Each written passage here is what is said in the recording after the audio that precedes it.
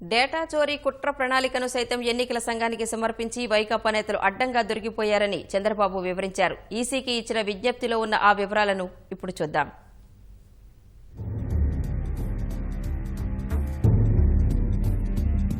దొంగతనానికి వచ్చిన దొంగ ఖచ్చితంగా ఏదో ఒక ఆధారం తప్పకుండా వదిలి వెళ్తాడనేది పోలీస్ శాఖలో తరచూ వినిపించే మాట.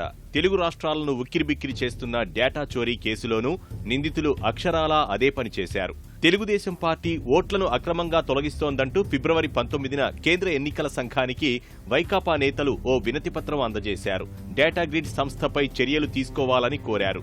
దీనికి ఎన్నికల సంఘం ముందుకు రాకుంటే ఏం చేయాలన్న దానిపై ప్లాన్ బి పథకాన్ని రచించుకొని ఉన్నారు. పొరపాటుగా ఆ పత్రాన్ని సైతం కేంద్ర ఎన్నికల సంఘానికి అందజేశారు.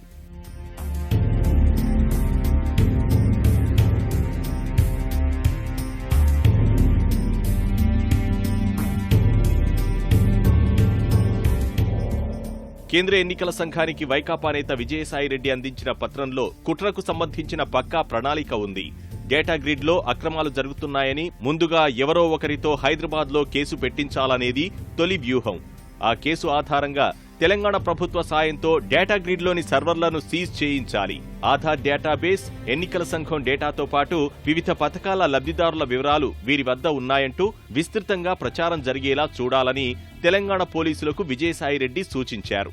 సేవామిత్ర యాప్ ద్వారా ఓట్లు తొలగించడానికి ప్రత్యేక సాఫ్ట్వేర్ రూపొందించారని ప్రచారం చేసి ఆ యాప్ పనిచేయకుండా నిలిపివేయాలంటూ ప్రత్యేక ప్రణాళిక రూపొందించారు.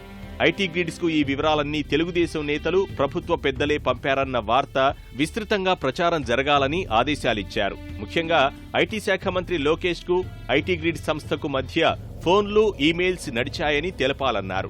అనంతరం ఐటీ గ్రిడ్, బ్లూ ఫ్రాగ్ డైరెక్టర్లు, మంత్రులు, అధికారుల సెల్ ఫోన్లు, ఈమెయిల్స్ సీజ్ చేయాలని ప్రణాళిక నిర్ణయించుకున్నారు. సేవామిత్ర యాప్ పనిచేయకుండా నిలిపివేసి డేటా చౌర్యం కుట్ర జరుగుతోందని హడావుడి సృష్టించి సీబీఐ విచారణ అడగాలని నిర్ణయించారు. ఈ తంతు మొత్తం జాతీయ మీడియాలో విస్తృతంగా ప్రచారం జరిగేలా చూడాలని పథకం రచించారు.